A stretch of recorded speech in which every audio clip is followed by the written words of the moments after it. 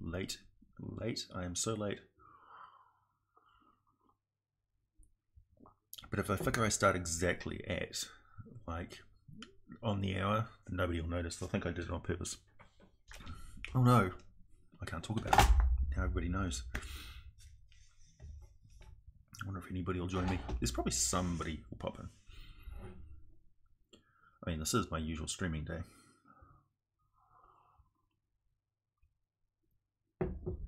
Boom! Hey Moondog. How's it going, man? I've got a big bunch of printouts of stuff that I'm going to be working on soon. Well, things that I'm considering working on. Hey, Mystic Librarian, how's it going, man? So yeah, I'm doing a slightly later stream today because I slept in, because I have been under the weather this week.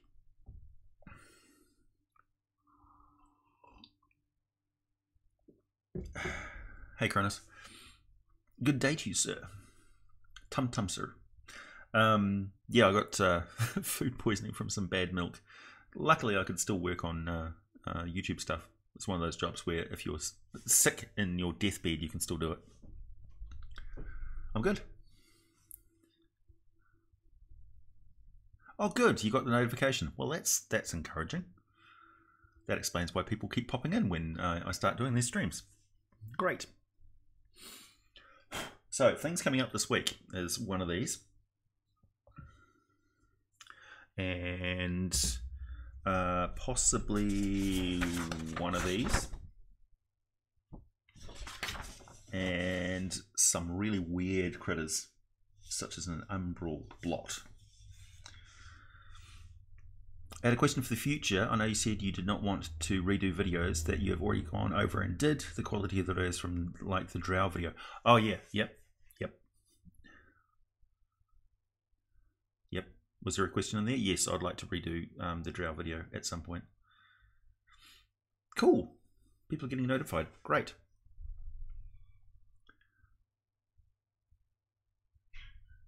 Yeah, it's an option. Yep, for sure. I mean, the drow video is one of my favorite and one of the I think one of the most well researched videos that I've done for quite some time. X-Bison. Hey Trey. So if I look even more bleary-eyed than usual, it's because I am actually recovering. And also, I literally just woke up.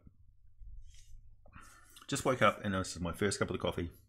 The coffee.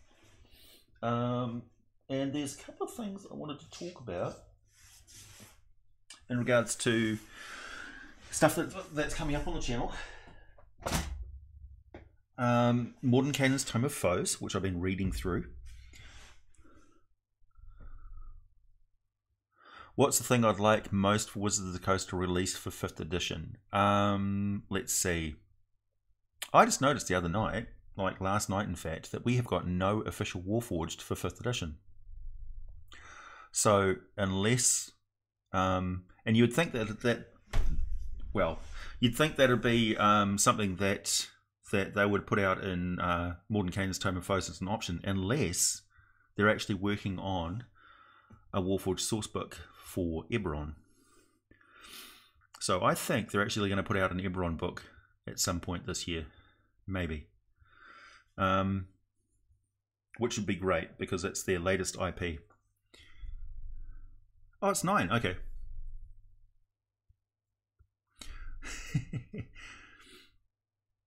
Yeah, the sound quality on my drow video and ones around that time period are terrible. It's terrible.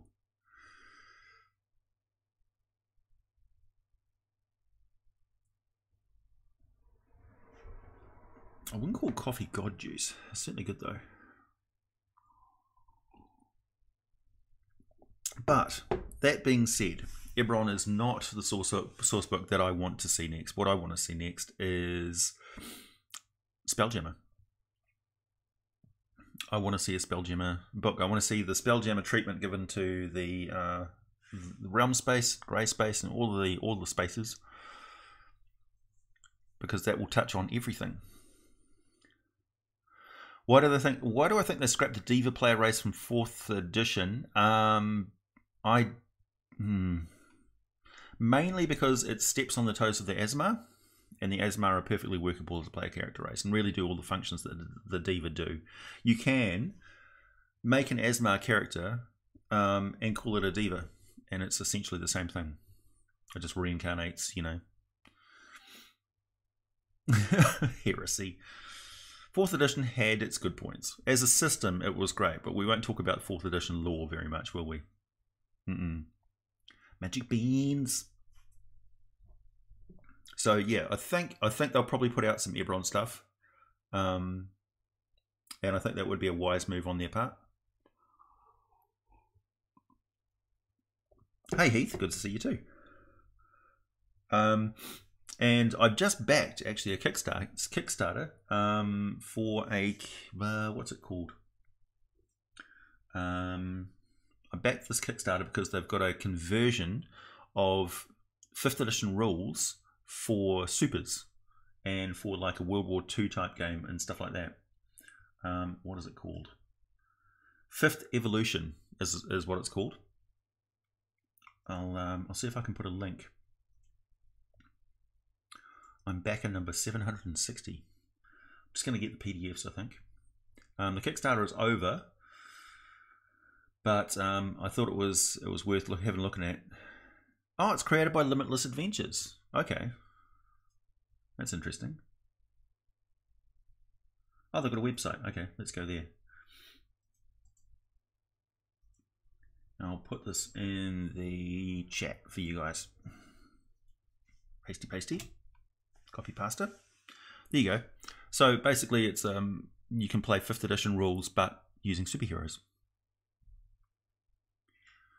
A full detailed lookbook of the Abyssal Layers. Well, there is Egwell's Demonomicon, which is pretty comprehensive. Of course, yeah, it's the nature of the planes is the abyss is chaos, so you don't know. Could have all changed.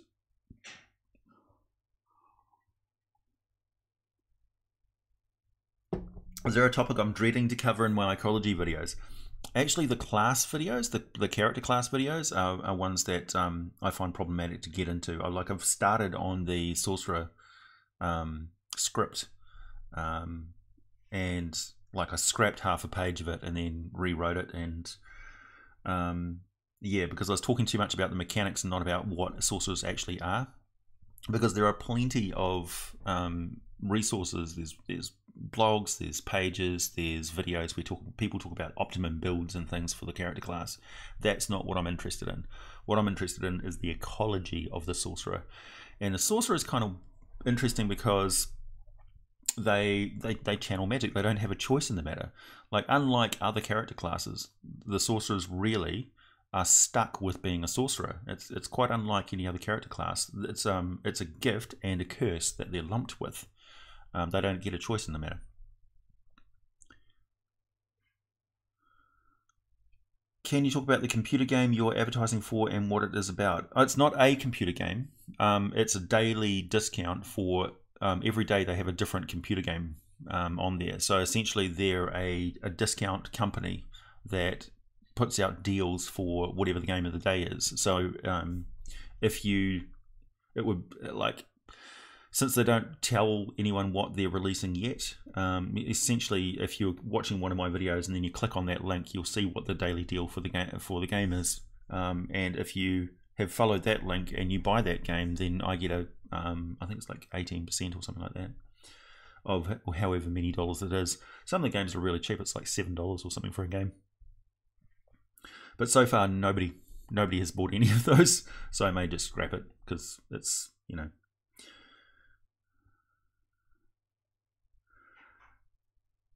Yeah. Hey, Riley.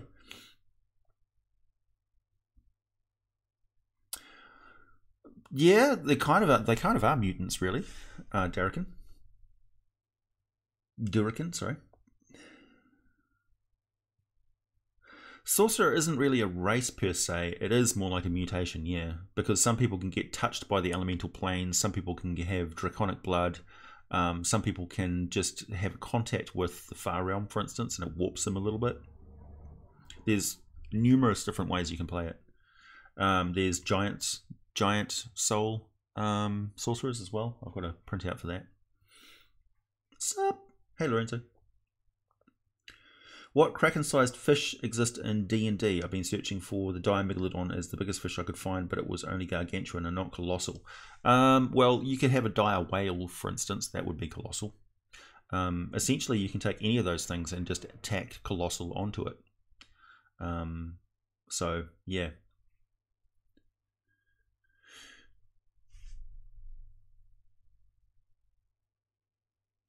Yeah, so I'd like to keep, good point, Scott, the Tavern and Town Guard videos. I really enjoy doing those, and I'm thinking about doing things like, and there's I talked about sewers at one point as well a long time ago. So I'd like to talk about blacksmiths and trade caravans, for instance, because trade caravans form a very large part of especially the early game in D&D. When you hire yourself out to be a caravan guard, what does that imply exactly? And also sailing. Sailing is massively important in D&D. For instance, you can run an entire campaign on the Sea of Fallen Stars because you'd be docking at Cormier, you'd be docking at Sembia, you'd be docking at Thay, all these different places, you know, which have wildly different cultures and things. So yeah, I would definitely like to do a video on the Sea of Fallen Stars as a location and talk about that. Hey, Flying Potato. In the sense that mutants do not know that until their power manifests, many of them will be controlled or learned how to control it. Yeah, true. Excuse me a moment. I'm just going to.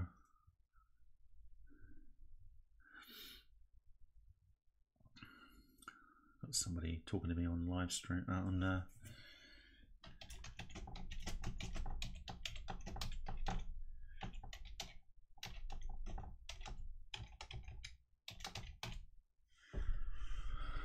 Hopefully this person can drop in and say hi. Sorry.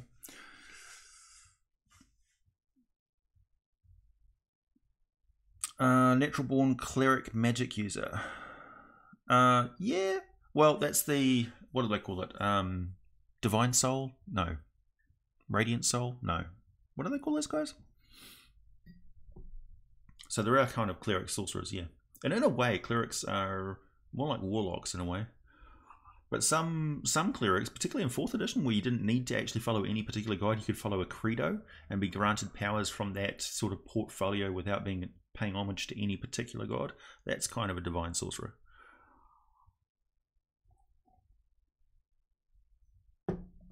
What do I think of the idea of orcs as gods of the goblin race? Well, the goblin pantheon has been taken over by another deity.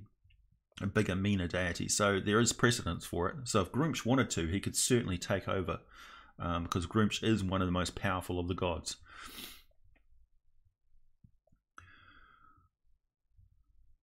Yeah, all players do think they're gods, or that they have the potential to be gods. Thanks, Insanity Practice.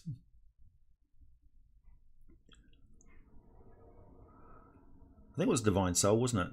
Yeah. What's the poster on my wall? That's a classic of Elmore's art from the Red Box set of D&D, which is how I got into the hobby in the first place. So I pay homage to it in my live streams. And yeah. Yep, I like it. You can actually buy a full-on framed print of his work, which I'm hoping to do at some point because I really like it.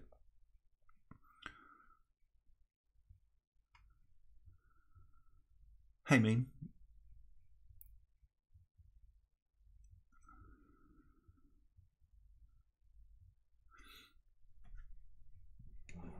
Hey, Grant.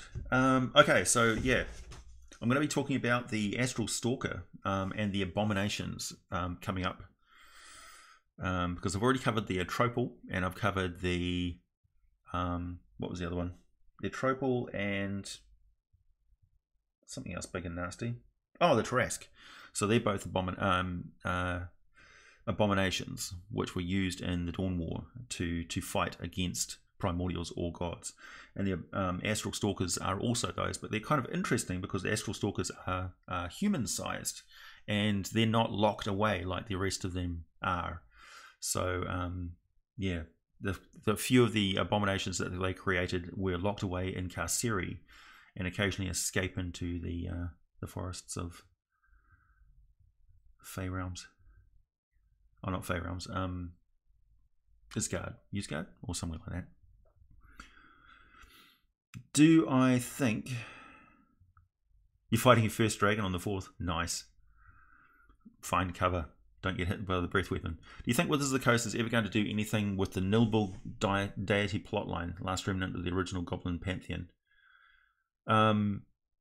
It may officially be the last remnant of the original Goblin Pantheon, but the goblins have their gods. I might talk about goblin gods at some point. All players do have the potential to become gods, most just die. A few become vestiges, and every now and then you get Vecna at your table. True. Barghest. Have I not done a Barghest? Really? Huh. I was sure that I had.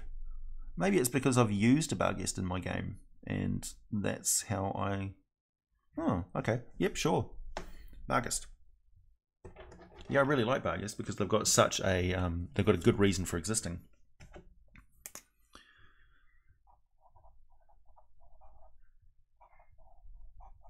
Hang on, I'm going to check my my monster manual to see if I've actually marked that one off. Because if I have, that means there's a video for it.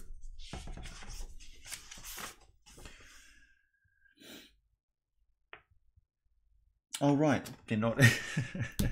They're in there. Bolos, of course. Good point. Yes. Okay. So Barghest video. Do you think you can do videos highlighting older settings like Greyhawk and the Kingdoms, locations, and other stuff in that setting? That would be cool. I can, and I will, because I should, because I talk about stuff from Greyhawk all the time. So I'll make a point of that. Like a walkthrough of Greyhawk, where exactly it is, what goes on there, what the vibe of Greyhawk is.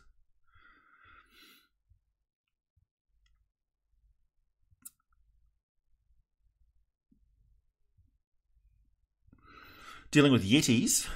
Yetis are masters of snow. So they're like snow ninjas. Just like when you're going into marshes and things, bullywugs are actually like marsh ninjas. Yetis are also extremely stealthy. And they should be, really, because they're so hard to spot in our real world mythology of them. Yeah.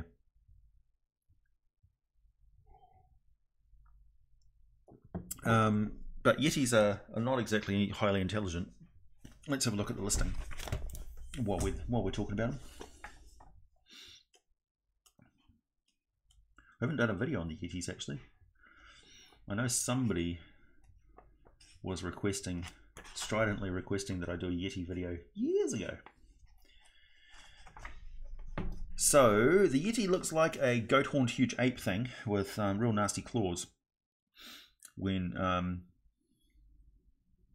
So they've got a fear of fire, they've got a keen smell, they've got a claw attack, they've got a chilling gaze. Now that's the most important bit. They've got snow camouflage. See what I mean about being ninjas.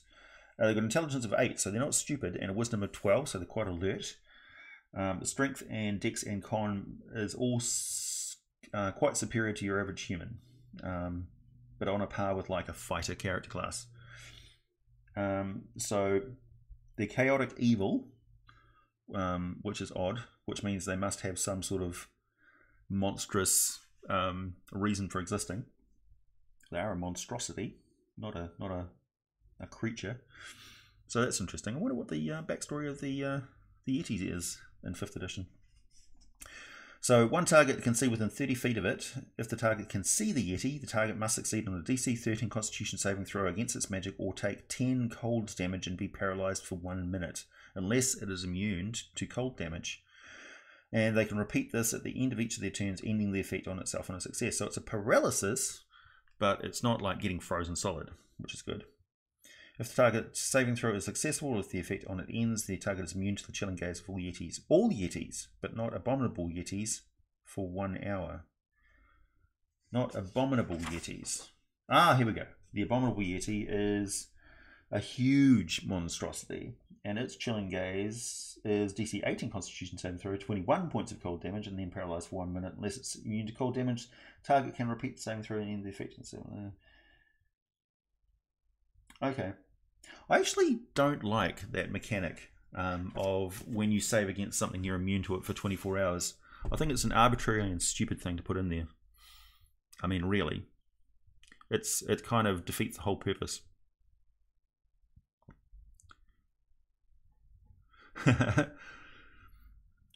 Do Steve Irwin style videos. Well, some could argue that I kind of am the Steve Irwin videos of D&D.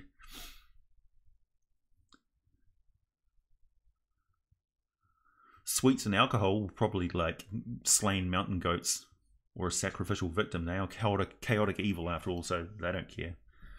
They'll eat whatever you give them and then kill you.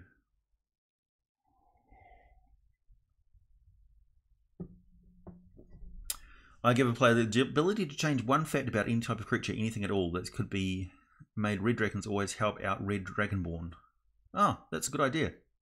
Yeah, giving the players agency. Or anything else as intense as was. Let's decide the Yetis are actually called Yeeters. What? Okay. Yeah, Sahawagan and Mero all will get the treatment soon because I'm starting to get into aquatic style videos. That's starting with Dagon and stuff. That's I'm dipping my toe in the water, and the response has been very positive to marine style campaigns. Yeah, 24-hour immunity makes no sense. I kind of just skip that most of the time. Yeah. Also, I see nothing wrong with having like a big boss monster. Like if you're making a boss Yeti with lair actions and area effects and stuff, like a legendary Yeti, then their gaze could actually chill you to a frozen block, like petrification. So you get petrified, but you're actually frozen as ice. Maybe it made a deal with Levistus or whatever from the Nine Hells. Yeetus. The Yeetus. I went up the mountain, there's some Yeetus up there. Yeah, I fought against the Yeetus. Looked at me and my jaw went cold. I had to spit and it froze midair.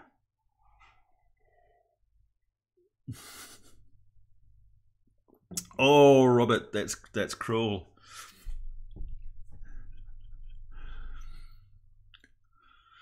He was observing a cloaker in the wild and he got stung in the chest. Oh, that was the end of Steve Volo. How much of Dragon Magazine issues do you have access to? All of them. Every single one.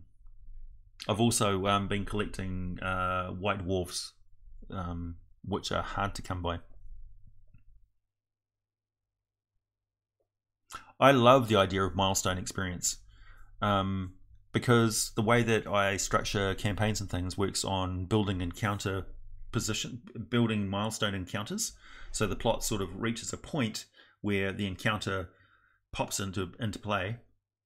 Yeah, something I'll talk about later on. How I build encounters and things, how I build campaigns, and that actually leads nicely into the services bit. Because I've been racking my brains trying to figure out what sort of services I could offer people one-on-one.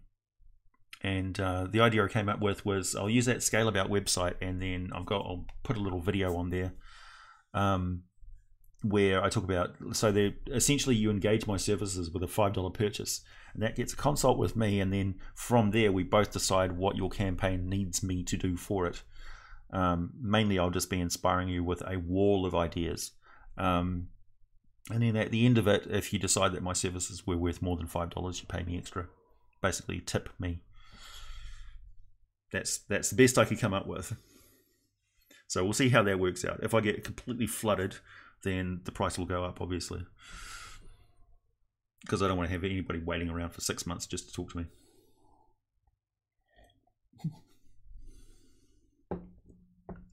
How much do those mags cost approximately? God, tons. Don't even try it. Honestly. Like some of the old Dragon magazines, like you'd be lucky to even find a Dragon magazine before issue 80 or so. Yeah. There's a chance of leveling up when you use the skills. Interesting. Okay. I suppose so. Well, you'd have to really compel your characters to move on from things. What if they go into the Feywild and don't manage to and they come back and it's like 6 months later? An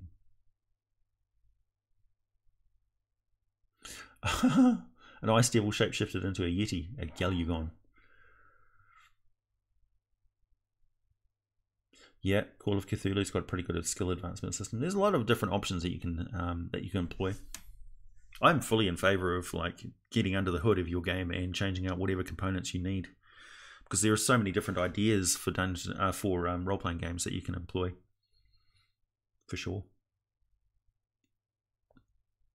Wendigos. How are Wendigos different from Yetis? I guess they're just forest Yetis.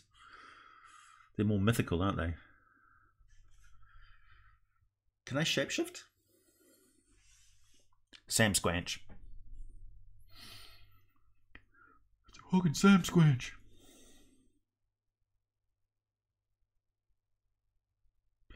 Oh, I see. Just got a ton of them at a used bookstore and they're pricing them around $8 each. Ah, yep. Yeah. I would probably put some of those for auction on like eBay. Start them at a base rate of $8 and see how much you get for them, because I guarantee she'll probably make more. What numbers are the issues that she's got roughly? Like, are they all over the place?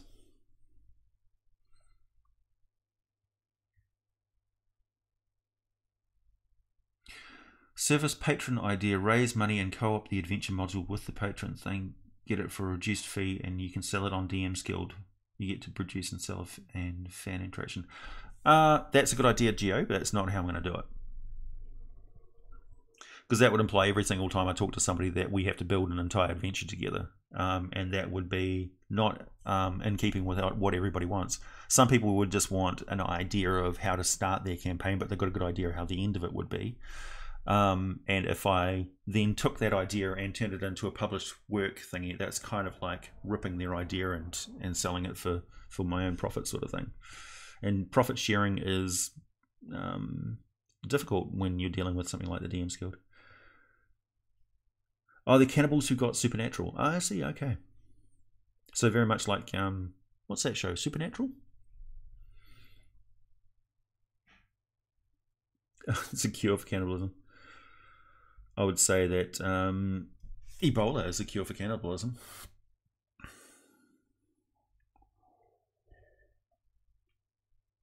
It's a lesson for us all. Don't eat primates.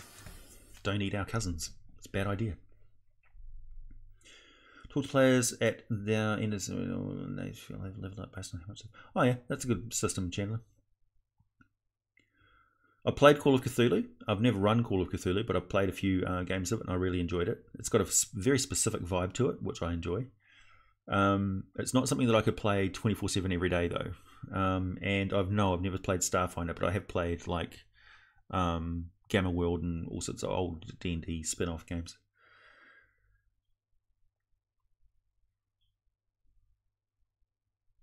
Oh, I see. Well, you died from old age. Yeah. True. That method of producing characters based on their early life, so you work out year by year their progression as a campaign sort of thing, that's the Traveller method of generating characters, which is hugely cool.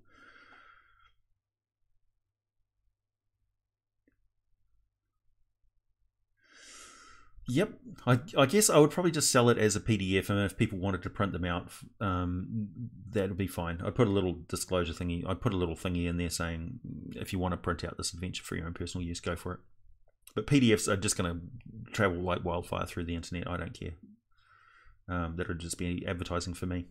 And if they wanted to, if they really liked my work and wanted to see more of it, then they could support me by Patreon as well.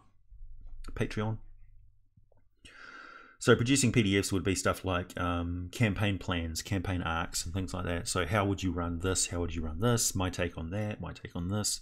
And it would be in the form of like kind of like a spreadsheet thingy of different encounters you could have, and I could have describing the encounters and things, essentially how I would plan a campaign. But it wouldn't look like a Wizard of the Coast campaign book. It would be how I run a campaign. Like I could put many sessions on a piece of paper, truncated down, so you've got all the stats and stuff that you need without all the excessive fluff. Because I run a semi sandboxy sort of campaign style, so that the players can do whatever they want, but things are going to happen in a sort of set order, and the encounters that need to happen, the milestones, get dropped into the campaign wherever they need to be. So yeah, and you adapt them to whatever the players are currently doing. How would I handle Sahuagin attacking a ship or a boat? I'd have the Sahuagin have like a trained giant octopus, for instance, which stops the boat in its tracks, kind of thing, and then they pour onto it from different sides. So they come in from the bow and the stern, and up from the sides as well. So they attack from all different directions at the same time. So essentially, the sailors have to form up in a ring around the central mast and fight them off from all sides. And meanwhile, the Sahuagin are throwing tridents and trying to drag them overboard. Like if they get a critical, then the trident is stuck into them, and the Sahuagin are pulling them into the sea and things like that, or using nets and things. And then, of course, they have to deal with drowning and rescuing people who have gone overboard. What's the difference between a wyvern and a cockatrice? Also, can wyverns has corresponding breath weapons and colours like their dragon counterparts? Wyverns don't typically have breath weapons. They have a poison stinger attack, although you can use all sorts of different poisons. So if you give poisons sort of chromatic properties, like a burning fever, or they get the chills or something like that, that can be fun. Or like a nervous system paralysis from a blue wyvern. And wyverns were created by I think it was the Saruk, one of the creation races in D&D, in Faerun. So yeah, they were a created race long ago. And cockatrices are just evil chickens that can petrify people.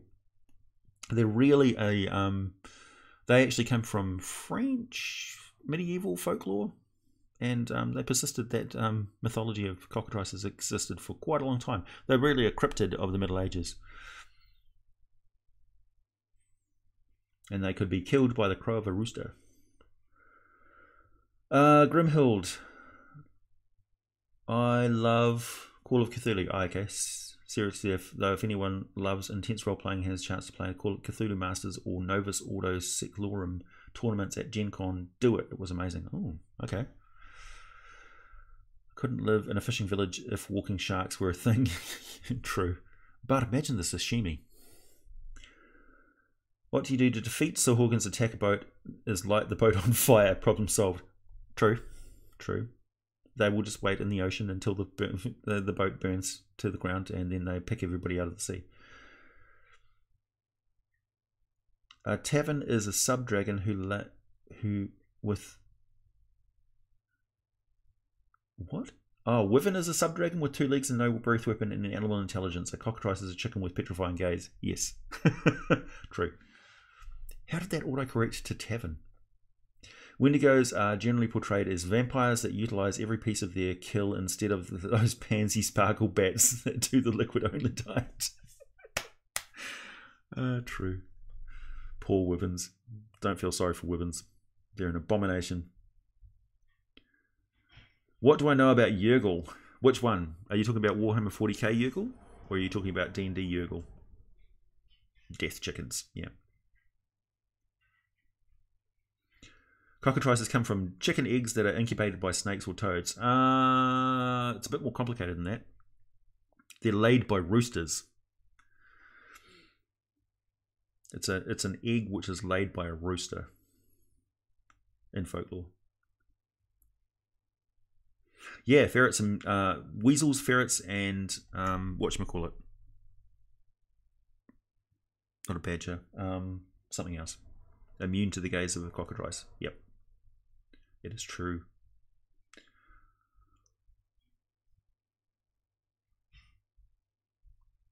Oh, right. Yep. Yergil's kind of a senescent god now, so he's happy to sit in the background and not do much. But who knows what Yergil's plans are. His importance really becomes whatever role you want him to have in your campaign.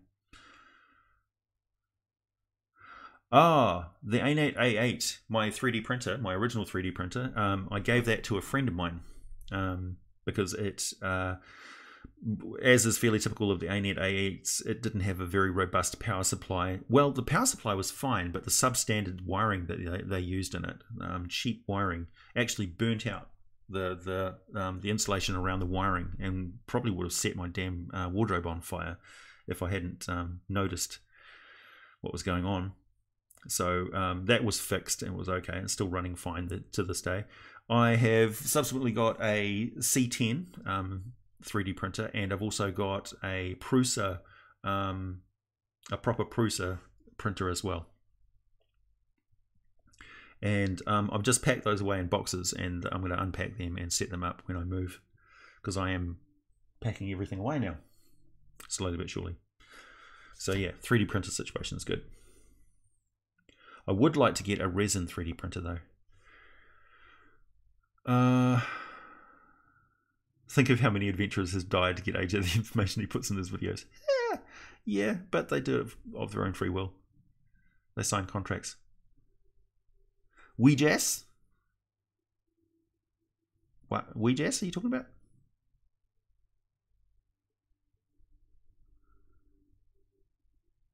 Can anybody hear that coming through my wall? Can anybody hear the music coming from the Flatmates TV? I'm just curious. Magical emus.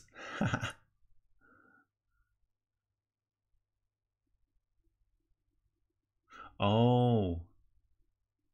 I don't think wyverns can speak. I don't think they can. I could be wrong.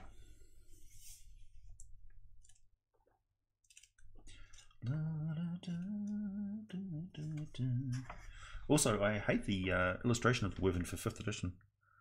Most of that guy's other stuff, that company's other stuff is really good, but that wyvern in particular just looks... I'm not sure what... I think they were trying to give it a cobra hood on its neck. But that should probably have been some splayed spine fins to give it a more aerodynamic sort of thing, because they've kind of done that with the tail as well, but it looks too chunky. It looks like an overweight wyvern that shouldn't fly. Yeah, they have no languages, so they don't speak. Yeah, the problem with the resin is that oh good, okay. The problem with the resin is that it's really messy to work with. It is a pain in the ass to work with. Like you have to set the resin with some alcohol afterwards and things, and that, depending on where you are, can be hard to come by.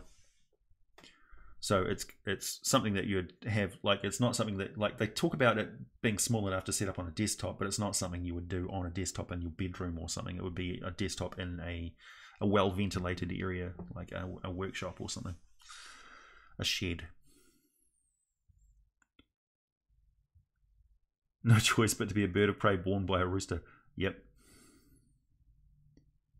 Oh, sorry, I missed that one. Efreet.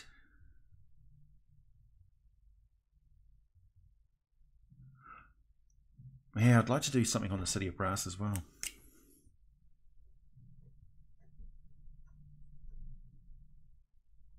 I did a video on Efreet. I did a video on each of the different types of... oh, hang on.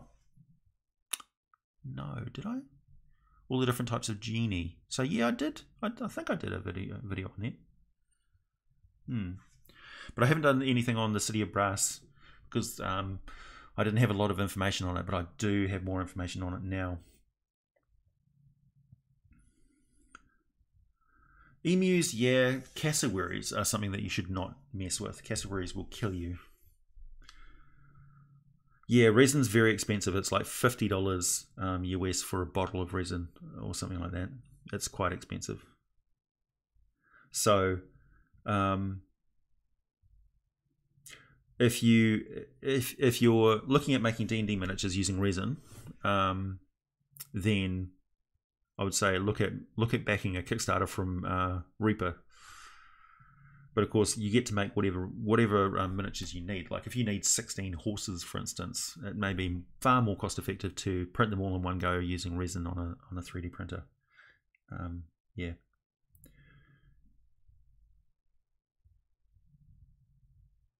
Yergel was a spell weaver? Seriously? Far out. I didn't even know they could do that.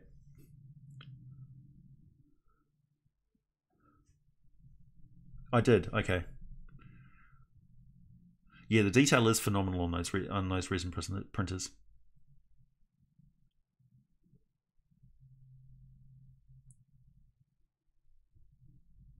Oh, okay. You can mold with gelatin, use cheaper casting. Ah, yeah. Okay. Casting, I have a small amount of experience with casting myself. Casting with resin is also not particularly cheap, but it's certainly cheaper than buying individual miniatures as well. So if you 3D print a design that you've either made yourself or bought from a 3D designer, then that's definitely an option.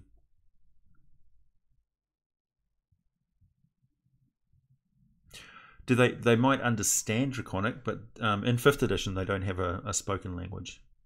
But if you're playing early editions, then yeah. And of course, if you want your Wyvern to speak, then that should definitely speak. I don't say no, you can't do that to anybody about monsters and stuff. It's all modifiable, everything.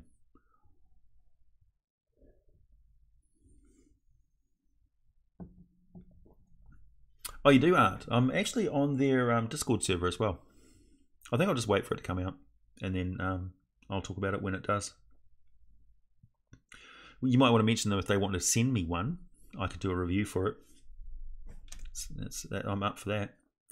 Any product that's like 100% D&D that people will be interested in me reviewing and stuff, I'm open to people sending me copies of it and stuff, and I will definitely review it for free.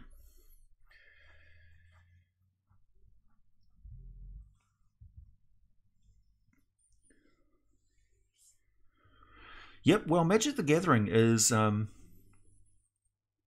would be, oh boy, people who are upset about like 4th edition lore and stuff. Can you imagine if they incorporated all of the Magic the Gathering lore into D&D canon? Can you imagine? So we'd have Zendikar and all those different places. There's PDFs that you can get about that stuff that turn it into 5th edition settings, and they're really good.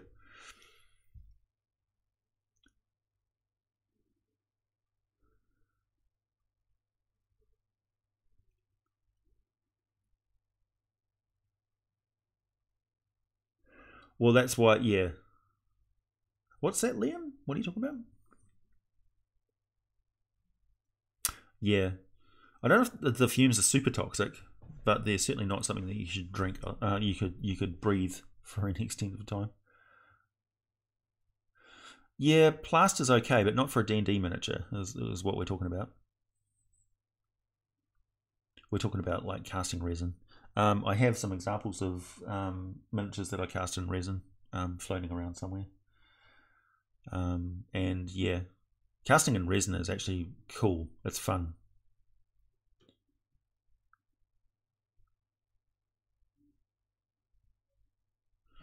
Oh, these questions are coming thick and fast.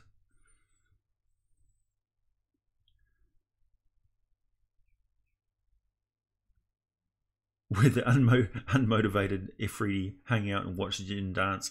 City of Brass, they're extremely mercenary, so they'll do anything for money, essentially.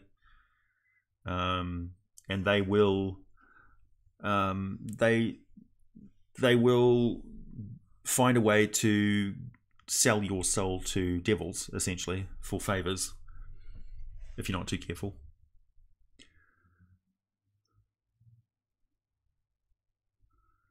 Should do a water deep vid, especially with the heist coming up. Yeah, I could do that, I suppose. It's been a long time since I've done an Explorers video, hasn't it?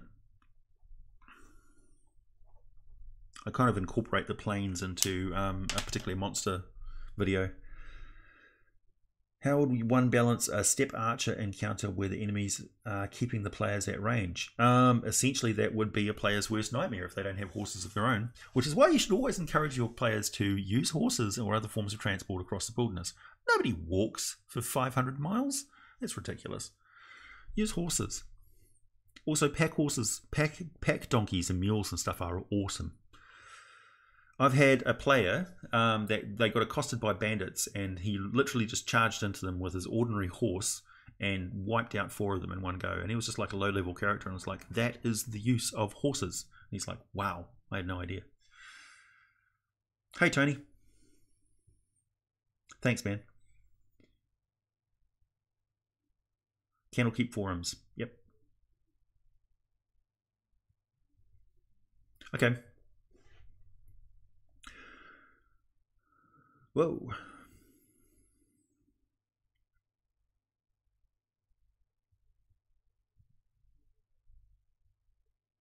Yeah. Yeah, the sculpting is the tricky bit.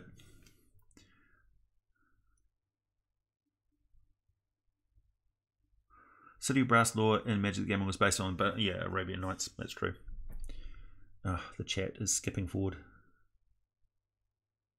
$25. Really? Wow.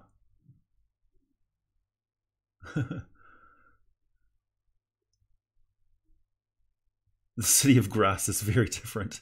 Yeah.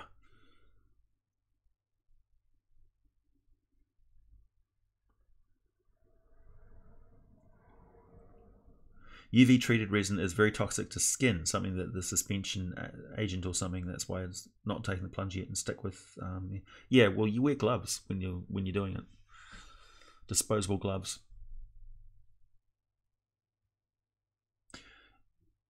Hey Trevor, Ifriti and Devils, you only need one of them. City of Brass is somewhere in Canada. No, Ifriti definitely have the uses. Like, for instance, the Devils can't leave the Nine Hells unless essentially they are taken out of there somehow. But the Ifriti are free agents that can go anywhere. Have I heard of the Heroes Unlimited tabletop RPG? Yes, I have. I played it for years. I know more about that game than the back of my hand, honestly. Like, you ask me any rule in there and I'll quote it to you. It is possibly, outside of D&D, it's my favourite RPG of all time. Yeah, exactly. A horse named Layla that goes anywhere his character goes. Yep, exactly. Horses are massively important to player characters. Canada can be that hot.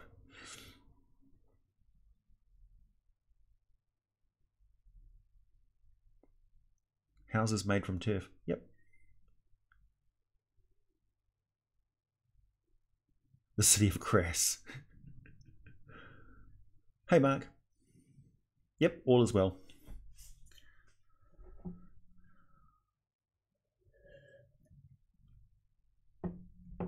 What other topics were I going to talk about today? I've covered the Kickstarter, I've covered the services, I've had a rant about a couple of things. D&D with ants. Is anybody curious about what that means? I came up with this whole thing. Oh yeah, pseudo-natural troll is another thing I'm going to be covering. Let's see. The umbral blot. Quite possibly one of the most terrifying things that you could face. Also known as the black ball. A hovering sphere of absolute void that just like eats its way through whatever it touches.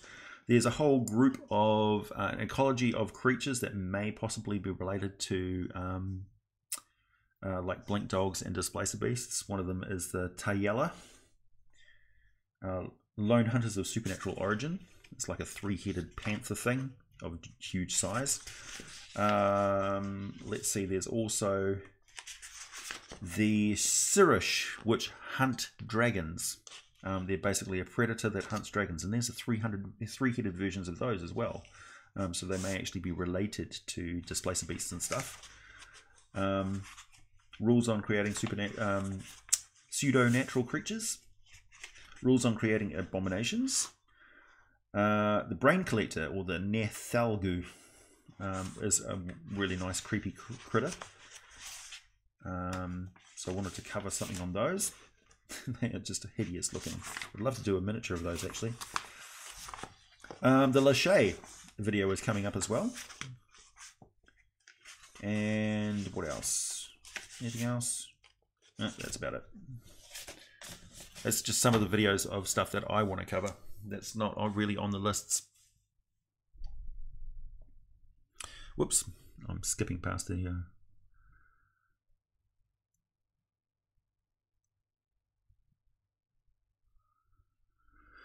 Dominion's game series. No, I'm not. What level martial artist is it? Starting Ancient Master, like 15th.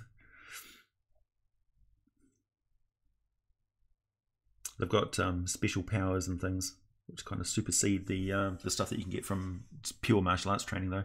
It depends on whether you're using the martial arts rules from Ninjas and Super Spies for that.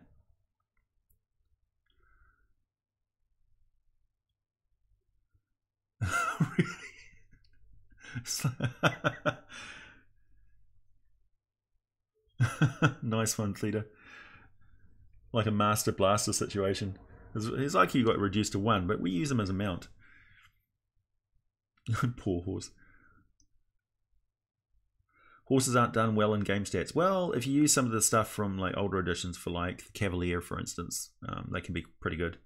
But they've simplified the riding rules a lot, which I'm okay with.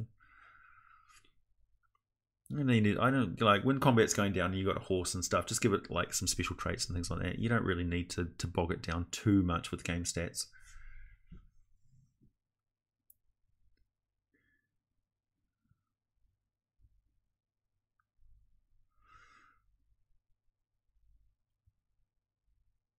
No, I'm not going to include any body horror bobbit one. Yeah.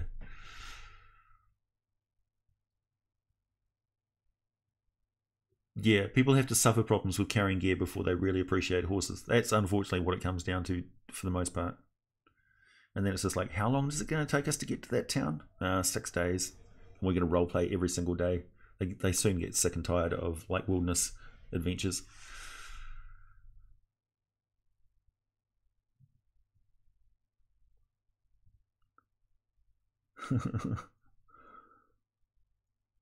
I have played D&D online a little bit.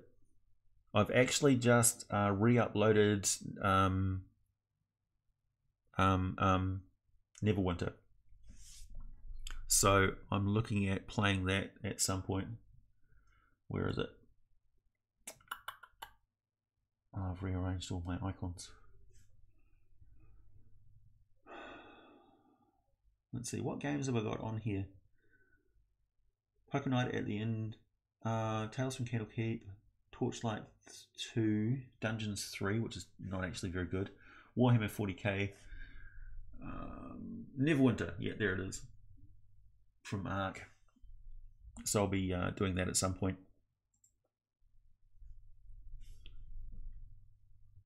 Dungeons and Dragons Online, DDO.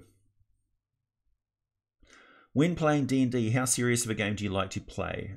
Depends on what everybody's in the mood for. Essentially, I play whatever I play. I adapt my game to whatever the group wants to do. I'm totally adaptable. I don't like completely like stupid, silly games. I like there to be actually objectives and things that people have. So yeah.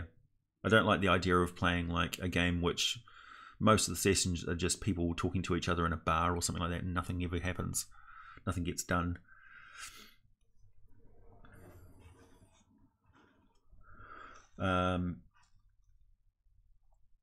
Like in some games, for instance, you have people who are just spectating. So they're like, "Oh, what are you going to do?" I was like, "I just delay. You know, I hold my action for some specific circumstance where I want to do a thing," and they don't really get involved with the group.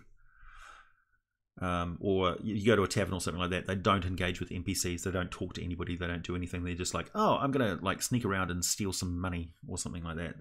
That pisses me off. It's like, I made these NPCs to give you plots and things that you could follow. It's like, if you don't talk with the NPCs and you just go around being a antisocial asshole, you're going to get arrested and thrown in jail, and your character will be in this box here called "in jail for 10 years."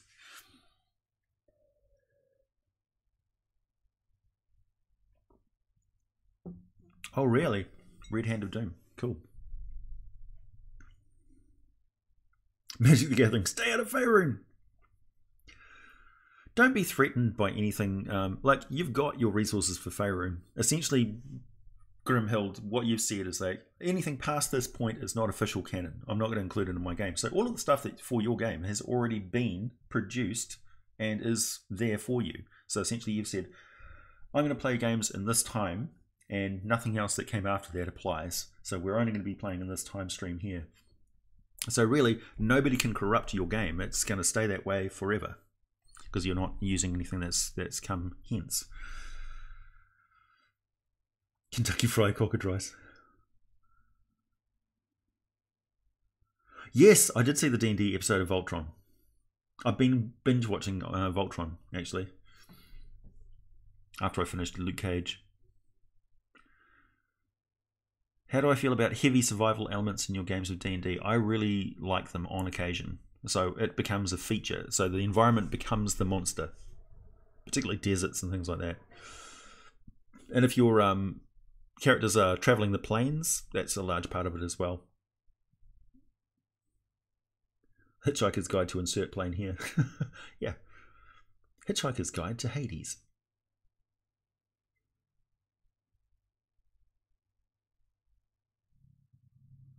Yeah, that's when you use underground mounts like lizards and giant snails, things like that. Murder hobos don't talk to NPCs, that's true.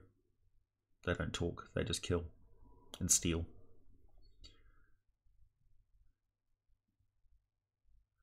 Why do klepto thieves waste time with gold? That's the middleman, just steal what you want. True. Town guards, yeah. Town guards and undercover town guards. That mysterious figure sitting in the corner and smoking a pipe was actually Strider, who was a ranger. So he could arrest anybody in town, technically. What was his actual job description? I'm a king in hiding, and I know things. Essentially, if you're a ranger type person and you can survive perfectly well off the wild, you don't really need money, technically. Free food spell, yeah. Just hanging out, eating good berries. Summon a familiar and then shoot it. I summon bacon.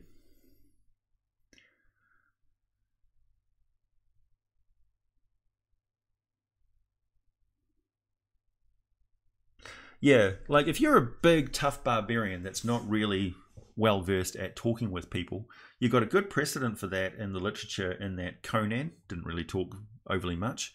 Gru the Wanderer, for instance, he's one of my favourite comic book characters ever. And Gru was famously stupid. But you can play a Discworld adventure, a Spelljammer adventure mix. Oh, that'd be perfect. Essentially, if you're playing Spelljammer, Discworld is a perfectly viable destination for you to go to. So that would be a good, like your players go and visit a world that it looks to be a giant turtle with 4 giant elephants on it with a massive disc of rock on top of it with a giant mountain in the middle, Cori Celesti, and they land in Ankh-Morpork. Perfectly fine. And the adventure could be they land actually in the Ankh-Morpork River, and their spaceship sinks into that morass, and they have to figure out some way to get it out, and they get involved at the town guard and Samuel Vimes and all of that sort of stuff. Go and talk with veterinary. So yeah, you could definitely run a Discworld Spelljammer adventure.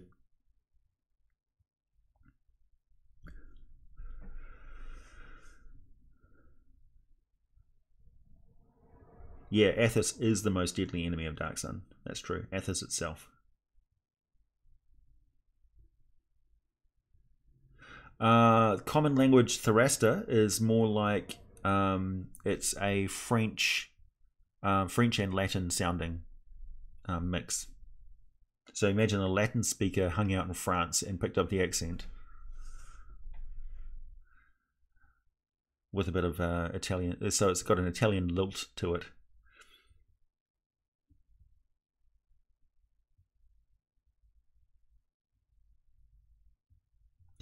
It's humorous rather than obnoxious. Oh, he's a scout spy assassin. Yeah. Thanks, Gerald. Cockatrice omelets. Ugh. Yeah, exactly. Like if you're a big, strong brute, it doesn't matter what your intelligence is going to be. Somebody's going to have a use for you. So essentially, you'd have somebody who attaches himself as your spokesman sycophant, and also like your manager, and they can get you into all sorts of trouble. The turtle's all the way down.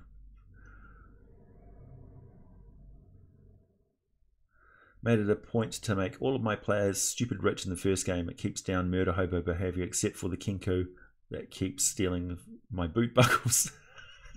Nice. Yeah, exactly. Wereball bacon.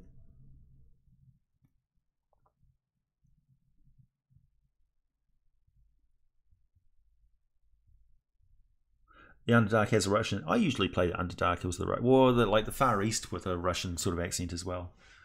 Like for instance, Mulholland and places like that have got a sort of a Russian-y sort of Norse. They've got a Norse accent to them, which is interesting.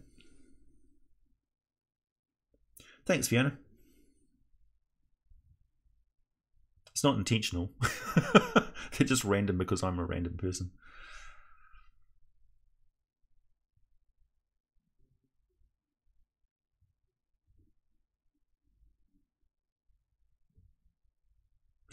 Yes, Aragorn did know that he was an heir to the kingdom because the elves told him so.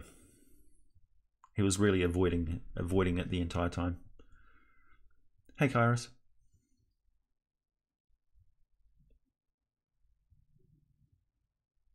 Oh no, in common, and like the common language is not a conversational language per se.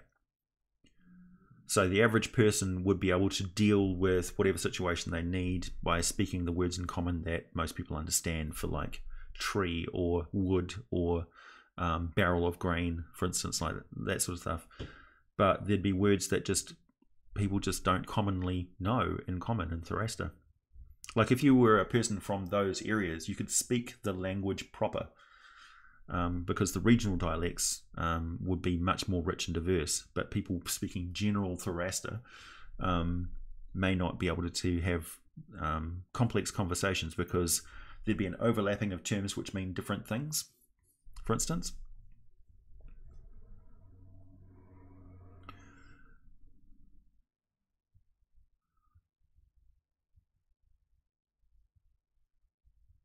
Smash the necromancer. Yeah, exactly. Also have a Russian accent if you ever speak with animals.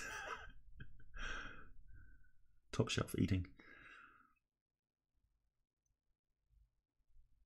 Cool. Thanks, Art.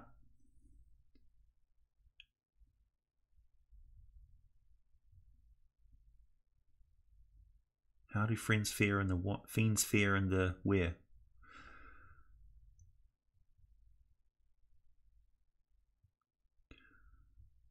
Well, you've got a specific style of game that you like to play, Trevor. And I'd be interested in how your campaigns go. But some people want to play Conan-esque games where they're like literally wading into monsters and wiping them out, and it's really just the big boss bad guys that give them a challenge. That's the sort of beer and pretzels games which I quite enjoy. Not every game should be a hard slog just for general survival.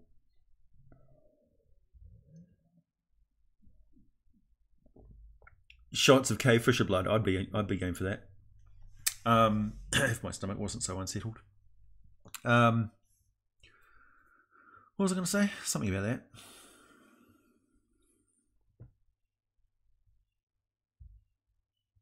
Fenrir is a massive, colossal sized wolf. He would eat Hulk for breakfast. He'd have very, very bad upset stomach from it.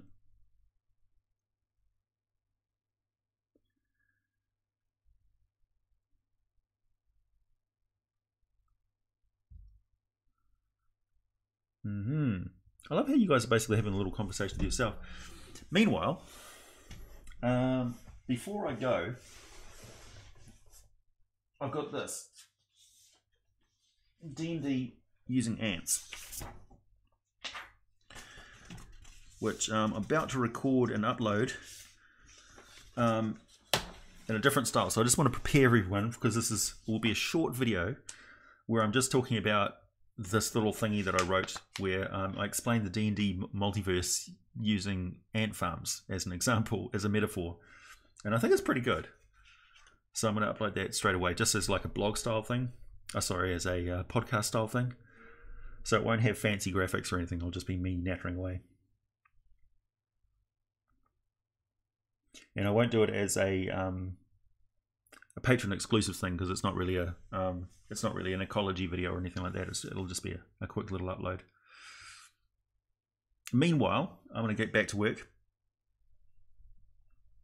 I've got artwork to do. Oh, does anybody want to see how I'm progressing on the artwork for the design? Where are we? So I've completed the drawing of the foreground part of the drawing, and I'm just drawing in the background.